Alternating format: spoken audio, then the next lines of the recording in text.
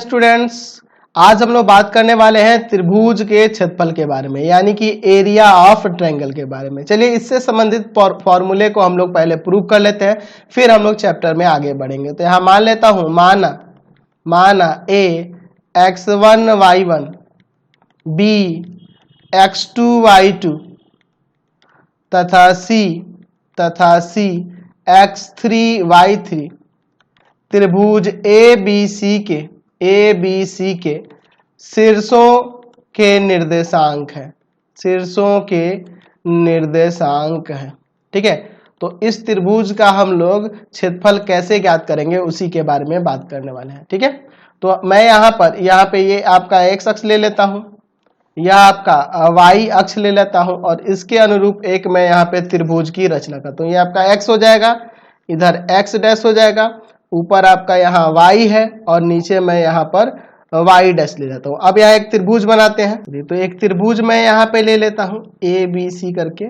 चलिए यहाँ पे ये आपका त्रिभुज बन गया। बड़े ध्यान से देखिएगा, मैं इसको अभी प्रूफ करने वाला हूँ। ठीक है, चलिए ये आपका ए शीर्ष हो गया, इसका निर्देशांक हम लोग x1 y1 ले लेते हैं। ठीक है, यह बी शीर्ष हो गया, इसका निर्देशांक मैं यहाँ पर x2 y2 ले लेता हूँ, और यह C हो गया, इसका निर्देशांक x3 y3 ले लेता हूँ। ठीक है, चलिए अब देखो यहाँ पे, अब क्या करते हैं कि यहाँ तीनों शीर्षों से मैं x अक्ष पे लंब खींचता हूँ। ठीक है, चलिए x अक्ष पे लंब खींचता हूँ, तीनों शीर्षों से x अक्ष पे लंब खींचता हूँ। चलिए मैंने यहाँ पे लंब खींच दिया, समझ रहे ना बात को। मैंने यहाँ पे यह लंब खींचा है, यह लंब है और यह लंब है, तो इसका नाम कुछ दे दिया जाए। यहाँ पे मैं P दे देता हूँ, यहाँ पे Q दे देता हूँ और यहाँ पर R देता हूँ। चलिए यहाँ पे हम लोग क्या की है, रचना की है। क्या रचना की है, तो हम लोग BP AQ और CR x अक्ष पर लंब है, x अक्ष पर लंब है। अच्छा, जब तीनों x अक्ष पर लंब है, यानी कि ये तीनों एक दूसरे के समांतर हो जाएंगे, अतः यहाँ कह सकते हैं, जब समांतर हो जाएंगे तो यहाँ कह सकते हैं, यहाँ लिख देते हैं कि BP समांतर AQ समांतर CR। ये हो जाएगा ना जी, समांतर लंब है तो समांतर हो जाएंगे आपस में। चलिए ये आपस में समांतर हो जाए, जब समांतर हो जाएंगे तो मैं यहाँ पे कह सकता हूँ कि PQAB, देखो ध्यान से, PQAB QRCA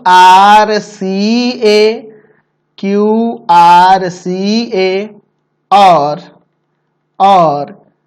PRCB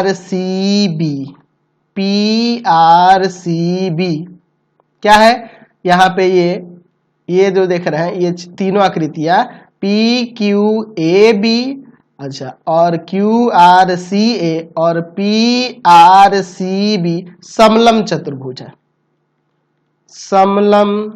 चतुर्भुज है, क्योंकि इसके एक भुजाओं का युग्म समांतर है, इसलिए समलम चतुर्भुज है।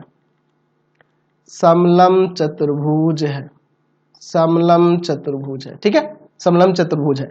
अच्छा, एक चीज हम लोग जानते हैं, समलम चतुर्भुज का क्षेत्रफल क्या होता है। यहाँ पे मैं लिख देता हूँ फिगर के नीचे, समलम चतुर्भुज का क्षेत्रफल, समलम चतुर्भुज का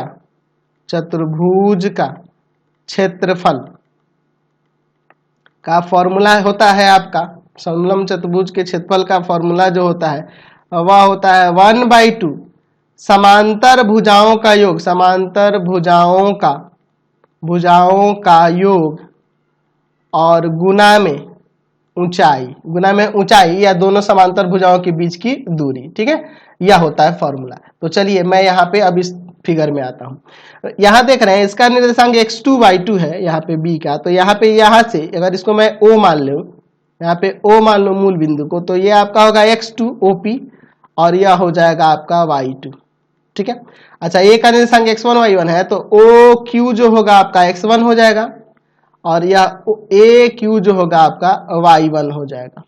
ठीक है, अच्छा, यहाँ C का निर्देशांक x3 y3 है, तो यहाँ पे OR जो होगा आपका x3 हो जाएगा और यहाँ पे यह CR जो होगा y3 हो जाएगा ना। चलिए अब देखो, मैं यहाँ पे अगर बात करूं PQ के लंबाई की, यहाँ पे PQ के लंबाई की, तो आप कहोगे कि सर मैं यहाँ पे OQ में से OP को घटा दूंगा तो आ जाएगा OQ minus OP, OQ minus OP, यानी कि X1 माइनस X2। ठीक है। अच्छा, अगर मैं QR की बात करूं, QR की लंबाई की, QR की लंबाई की, तो कहोगे OR में से OQ घटाएंगे तो हो जाएगा, OR में से OQ घटाएं तो हो जाएगा, यानी कि X3 माइनस में X1। ठीक है। अच्छा, अगर मैं बात करूं PR के वैल्यू की, PR के वैल्यू की, तो कहोगे कि सर PR निकालने के लिए आप ना PR निकालने के लिए OR में से OP घटा दीजिए, OR में से OP घटा देंगे तो यह PR हो जाएगा, यानी कि X3 माइनस में X2। ठीक है, X3 OR और OP आपका X2 है। चलिए अब मैं लिखता हूं त्रिभुज ABC का क्षेत्रफल, त्रिभुज ABC का क्षेत्रफल के लिए फॉर्मूला क्या हो जाएगा, तो हो जाएगा समलंब चतुर्भुज, समलंब चतुर्भुज, समलंब चतुर्भुज PQAB का क्षेत्रफल प्लस में समलंब चतुर्भुज, समलंब चतुर्भुज, समलंब चतुर्भुज दूसरा कौन सा है QRCA का क्षेत्रफल। देखो समझो यहाँ फिगर में, यहाँ पे देखो समलंब चतुर्भुज PQAB का क्षेत्रफल और प्लस में QRCA का क्षेत्रफल। अच्छा, ये क्षेत्रफल होंगे तो ये पूरा का क्षेत्रफल होगा। इसमें से समलंब चतुर्भुज PRCB को घटा देंगे, PRCB का क्षेत्रफल अगर घटा देंगे तो ये त्रिभुज का ही ना बचेगा, तो यहाँ माइनस कर देना होगा, माइनस माइनस समलंब चतुर्भुज, समलंब चतुर्भुज, समलंब चतुर्भुज क्या नाम है उसका, तो PRCB का क्षेत्रफल घटा देंगे। चलिए यहाँ पे हो जाएगा, तो त्रिभुज का क्षेत्रफल हो जाएगा। तो समलंब चतुर्भुज का क्षेत्रफल 1/2 समांतर भुजाओं का योग गुना ऊंचाई, तो 1/2 अच्छा इसके बाद पहले बात करते हैं PQAB का, PQAB का, तो 1/2 समांतर भुजाओं का योग, तो समांतर भुजाएं यहाँ पे BP और AQ है, तो BP प्लस AQ और गुना में ऊंचाई, तो ऊंचाई इसका यह हो जाएगा PQ या समांतर भुजाओं के बीच की दूरी। चलिए प्लस 1/2, मैं समलंब चतुर्भुज QRCA की बात कर रहा हूं, QRCA समांतर भुजाओं का योग, तो AQ प्लस में CR और गुना में ऊंचाई यानी कि QR। ठीक है, माइनस 1/2 समांतर भुजाओं का योग, तो यहाँ पे देखो अगर यहाँ पे बात करूं तो PRCB में समांतर भुजाएं कौन कौन है, BP है और CR है, तो BP प्लस में CR और गुना में ऊंचाई यानी कि यह PR। ठीक है, PR समझ गए। चलिए अब यहाँ पे देखते हैं आगे इसके वैल्यू को रखकर, ध्यान से देखना, मैं थोड़ा और इधर से लिखता हूं 1/2 BP और AQ, तो देखो यह BP Y2 है और AQ जो है Y1 है, तो हो जाएगा यहाँ पर Y2 प्लस Y1 गुना PQ का वैल्यू, तो PQ का वैल्यू यहाँ पे है X1 माइनस X2। ठीक है, चलिए प्लस 1/2 AQ प्लस CR, तो AQ का वैल्यू वही Y1 है।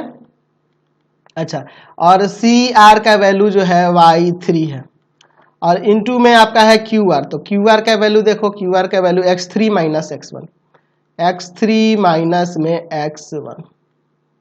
ठीक है, चलिए और प्लस माइनस है, माइनस 1/2 BP और CR, तो BP का वैल्यू यहाँ पे आपका Y2 है और CR का वैल्यू जो है Y3 है, और इनटू में PR, तो PR का वैल्यू यहाँ पे है X3 माइनस में X2, X3 माइनस X2।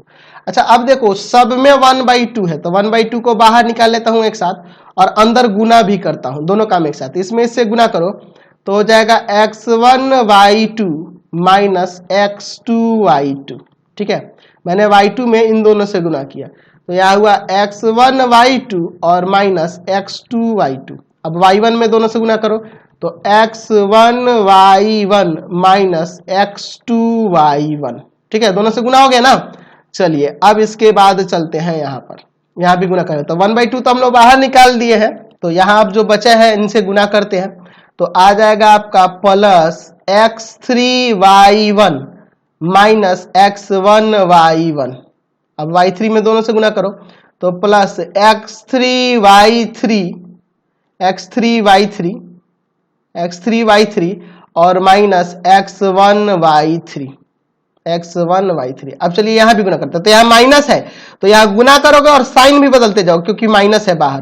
चलिए इसमें से गुना करोगे तो x3y2 होगा तो प्लस का होगा, लेकिन बाहर माइनस तो माइनस आ जाएगा x3y2, साइन भी बदलते चले। अच्छा इसमें अब इससे गुना करोगे तो x2y2 माइनस का होगा, लेकिन बाहर माइनस है तो प्लस आ जाएगा x2y2। फिर अब देखो, अब इसमें इन दोनों से गुना करते हो, इसमें इससे गुना करोगे तो x3y3 तो यहां प्लस में आएगा लेकिन बाहर माइनस है तो साइन बदल जाएगा x3y3। ठीक है, अच्छा अब देखो इसमें से गुना करोगे तो माइनस का x2y3 आएगा तो माइनस है तो प्लस में हो जाएगा x2y3। ठीक है, चलिए अब देखो इसमें कटने वाले कौन कौन से टर्म है तो यहां हम लोग आसानी से देखो, यहाँ पे माइनस का x2y2 है और यहाँ पे प्लस का x2y2 है। यहाँ प्लस का x1y1 है, यहाँ माइनस का x1y1 है, यहाँ प्लस का x3y3 है, यहाँ माइनस का x3y3 है। यही ना है आपका। चलिए अब यहाँ पे मैं सेपरेट करने वाला हूं तो हम लोग किसका क्षेत्रफल निकाल रहे हैं, त्रिभुज ABC का क्षेत्रफल बराबर 1/2। देखो मैं x1 वाले को x1 वाले के साथ करता हूं तो x1y2 माइनस x1y3। ठीक है, अब चलिए x2 वाले को एक साथ कर लेता हूं तो x2 वाला देखो कहाँ है जी, यहां पर है। और कौन है x2 वाला किधर गया, यह है। तो मैं प्लस वाले को पहले लिख लेता हूं x2y3 माइनस x2y1 प्लस, अब चलो x3 वाला यह है तो x3y1 माइनस कहाँ गया x3y2। ठीक है, सब टर्म लिख लिए ना, 2 4 और 2 6, देखो 6 टर्म है। चलिए 1/2 दो को मैं कॉमन करते हैं, यहाँ x1 कॉमन होगा तो y2 माइनस y3 प्लस यहाँ x2 कॉमन होगा तो यहाँ आएगा y3 माइनस y1 और यहाँ पे x3 कॉमन होगा तो y1 माइनस y2। तो यहां से हमने त्रिभुज के क्षेत्रफल के लिए फॉर्मूला निकाल लिया। त्रिभुज ABC का क्षेत्रफल का फॉर्मूला यही हो जाएगा जब उसके तीनों शीर्षों के निर्देशांक x1y1 x2y2 और x3y3 दिए हो तो यह फॉर्मूला लगाएंगे। अब देखिए अगर कह दे कि यदि A x1y1 B x2y2 और C x3y3 संरेखी हो तो जब संरेखी हो कहेगा ना तो यहाँ पे आपका त्रिभुज का क्षेत्रफल, एक्चुअल में वो तो त्रिभुज बनेगा ही नहीं, एक्चुअल में वहां त्रिभुज नहीं बनेगा, यहाँ त्रिभुज का क्षेत्रफल 0 हो जाएगा। क्यों, क्योंकि जब संरेखी होगा तो वो एक ही रेखा पर न स्थित होंगे तो वहां पे क्षेत्रफल जो हो जाएगा वो 0 हो जाएगा, क्योंकि रेखा का क्षेत्रफल क्या होता है, 0 होता है। रेखा का क्षेत्रफल 0 होता है। संरेख का मतलब ही ना कि तीनों बिंदु एक ही रेखा पर हो तो वहां त्रिभुज नहीं निर्माण होगा, यानी क्षेत्रफल वहां 0 होगा। यानी कि जब भी संरेख कहेगा तो 1/2 x1y2 minus y3 plus x2 y3 minus y1 plus x3 y1 minus y2 बराबर में 0। या हम चाहे तो 1/2 को उधर ले जाएं, 0 हो जाएगा। या ऐसे भी लिख सकते हैं x1 y2 minus y3 plus x2 y3 minus y1 plus x3 y1 minus y2 बराबर में 0। हम लोग इसका भी यूज कर सकते हैं। ठीक है, एक और बात इसके साथ साथ आपको ध्यान रखना होगा कि अगर किसी त्रिभुज के 2 शीर्षों के निर्देशांक दिए हों, आपके क्वेश्चन में कह दे कि अगर किसी त्रिभुज के 2 शीर्षों के निर्देशांक दिए हों या तीनों शीर्ष के निर्देशांक, मान लो इसका आपका दिया हो ए कॉमा बी या कुछ मान लेते हैं, वैल्यू मान लेते हैं, मान लो 2,3 दिया है, इसका दिया है 1,4 और सी का मान लेते हैं 2,k दे दे और कहे कि इस k का मान निकालिए यदि त्रिभुज ए बी सी का क्षेत्रफल, त्रिभुज ए बी सी का क्षेत्रफल कुछ दिया हो, मान लो दिया हो 25 वर्ग इकाई, कोई दिया हो, कोई भी वैल्यू दिया हो, तो यहाँ 25 वर्ग इकाई अगर इसका क्षेत्रफल दिया हुआ है तो आप जब क्वेश्चन बनाओगे तो यहाँ क्षेत्रफल में इसको प्लस माइनस में लेना होगा, क्योंकि जब निर्देशांक ज्यामिति बनाते हैं और यहाँ पे अगर हम लोग किसी त्रिभुज की बात करेंगे तो वह किसी भी चतुर्थांश में बन सकता है, वह त्रिभुज किसी भी चतुर्थांश में हो जाएगा और चतुर्थांश में आप जो नियामक लेते हो प्लस माइनस के अनुसार कुछ भी हो सकते हैं। इसी के कारण हम लोग निर्देशांक ज्यामिति में जो क्षेत्रफल निकालते हैं वो धनात्मक या ऋणात्मक कुछ भी हो सकता है, लेकिन आपके क्वेश्चन में अगर धनात्मक में दिया हो तब भी हम लोग उसको प्लस और माइनस दोनों में लेकर ही बनाएंगे। तो ये चीजें आपको ध्यान रखनी होंगी, एक्सरसाइज में हम लोग यूज करने वाले हैं, तो ये बहुत जरूरी बात है, क्योंकि आप जानते हो कि अगर मैं इसमें कोई त्रिभुज का निर्माण करता हूं तो वह त्रिभुज क्या होगा, तो उनके शीर्ष जो होंगे अलग अलग चतुर्थांश में जा सकते हैं, इसके कारण से इसका क्षेत्रफल धनात्मक या ऋणात्मक हो सकता है। चूंकि क्षेत्रफल धनात्मक होता है इसीलिए हमेशा आपके क्वेश्चन में प्लस में ही देगा, चूंकि हम लोग निर्देशांक ज्यामिति पढ़ रहे हैं तो यहाँ प्लस माइनस दोनों में हो सकता है, इसी के लिए हम लोग जब इस तरह के क्वेश्चन आएंगे तो प्लस माइनस दोनों में रखना होता है।